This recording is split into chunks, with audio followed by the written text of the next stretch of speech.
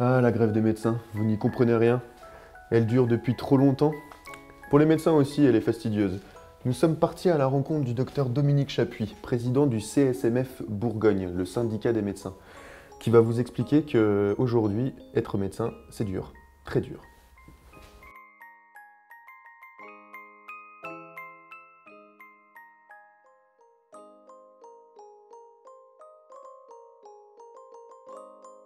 Alors la grève des médecins, ça fait des mois qu'on en entend parler, des semaines que ça dure. Est-ce que vous gagnez encore votre vie aujourd'hui? Ah oui, oui, vous pouvez être rassuré. Oui, il ne fallait pas trop que ça dure beaucoup plus là, que la semaine au moment des fêtes, parce qu'il n'y a pas de rentrée d'argent quand vous ne travaillez pas. En secteur libéral, vous n'avez pas du tout d'entrée d'argent. Et donc, une semaine, ça va. On ne peut pas recommencer éternellement, parce qu'il y a des situations qui seront variables suivant les médecins. Il y a des médecins qui gagnent beaucoup moins que d'autres. Et donc, on ne peut pas durer des semaines et des semaines de grève comme certaines professions peuvent le faire. Nous, c'est une semaine, c'est le grand maxi, parce qu'après, ça pose des problèmes, oui.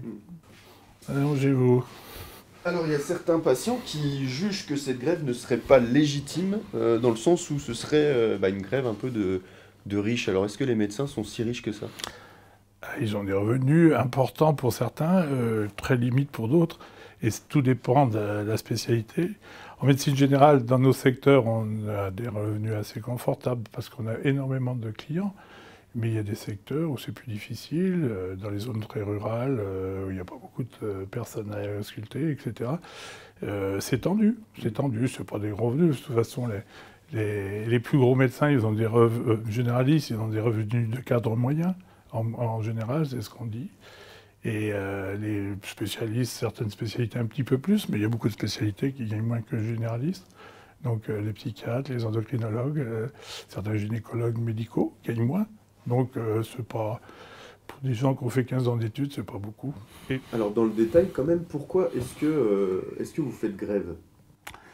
Et bien cette histoire de tiers payant, ça nous tient à cœur parce que dès l'instant où vous n'avez plus de tiers payant, vous avez uniquement le tiers payant, vous ne maîtrisez plus rien dans les rapports avec tous les organismes qui sont nos payeurs, qui sont les payeurs. C'est-à-dire d'une part les caisses, mais ça c'est organisé parce qu'il y a des commissions paritaires, des choses comme ça, mais avec les mutuelles, rien n'est organisé. Et les mutuelles vont être, comme elles remboursent de moins en moins, il y a certains secteurs, c'est elles qui prennent tout en charge, les lunettes, les appareils d'audioprothèse, des choses comme ça. Et tout cela fait que la réduction d'assurance maladie, le tiers payant intégral ou mutuel, ne nous permet plus de maîtriser, d'une part, les actes et d'autre part, la demande. Donc ça c'est le tiers payant généralisé, Ouais. c'est ça. C'est ça. Mais il y a quand même 25 pays en Europe qui utilisent cette méthode du tiers payant généralisé. Pourquoi pas nous en France du coup? Parce qu'ils ont des organisations différentes. On va prendre l'exemple de l'Allemagne. L'Allemagne s'est organisée depuis Bismarck.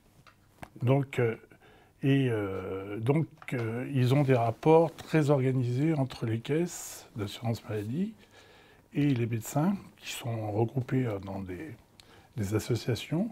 Et depuis plus de 100 ans, ils négocient chaque année les tarifs. Ils ont une enveloppe, etc. Donc là, il y a une vraie concertation. Ils ont un secteur public qui est beaucoup moins lourd que le secteur privé. Nous, en France, on a un secteur public très lourd et un secteur privé qui se ratiboise, si on veut, depuis une trentaine d'années, depuis qu'on a inauguré la Convention. C'est bien, ça solvabilise pour les médecins la clientèle, mais il y a un moment, les structures de coûts font que ça ne suit plus. Et c'est ça qui pose problème, et l'indépendance du médecin vis-à-vis des caisses d'assurance maladie, celles qui sont du régime social, ça va, celles qui sont du régime mutuel, qui a priori vont prendre de plus en plus de place, elles n'existent plus. Regardez comment ça se passe avec les compagnies d'assurance qui font des mutuelles en même temps, etc. Ça devient très compliqué. Et ils voudraient faire passer le tiers payant généralisé en 2 ans, Ouais. d'ici à 2017, c'est ça? Ouais. C'est complètement inenvisageable. Ben, en plus, ça a un coût et on se demande si c'est pas nous qui allons payer. Voilà. Bon, il y a cette grève d'un côté avec les médecins contre, on va dire, le ministère de la Santé. Dans tout ça, il y a quand même le patient. Ouais. Est-ce que le patient subit cette grève? Le moins, alors de notre part, le moins possible, parce qu'on sait très bien qu'on ne peut pas aller très loin dans ce domaine, parce qu'il y a des familles qui sont... il y a des gens qui n'ont pas d'emploi, tout cela, on les cible quand même à peu près dans notre clientèle. On ne va pas leur faire des feuilles de soins du jour au lendemain, alors qu'on faisait des feuilles de soins électroniques. On sait quelles professions peuvent supporter. Bon, on leur dit gentiment. En général, ils nous approuvent parce que c'est plutôt des professions soit commerçantes ou libérales.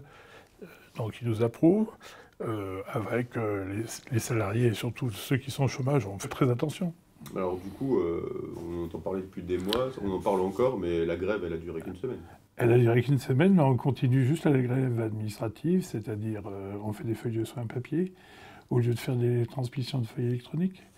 Ça encombre les caisses, on le sait, parce qu'on a des retours du personnel des caisses d'assurance maladie qui sont un peu submergés de travail. Du moins, on ne le sait pas dans quelle proportion, mais on le sait, oui, les gens nous le disent. Oui. Donc ça embête. Ça embête. Une réaction? Un témoignage? Commentez ce reportage sur dijonsanté.fr.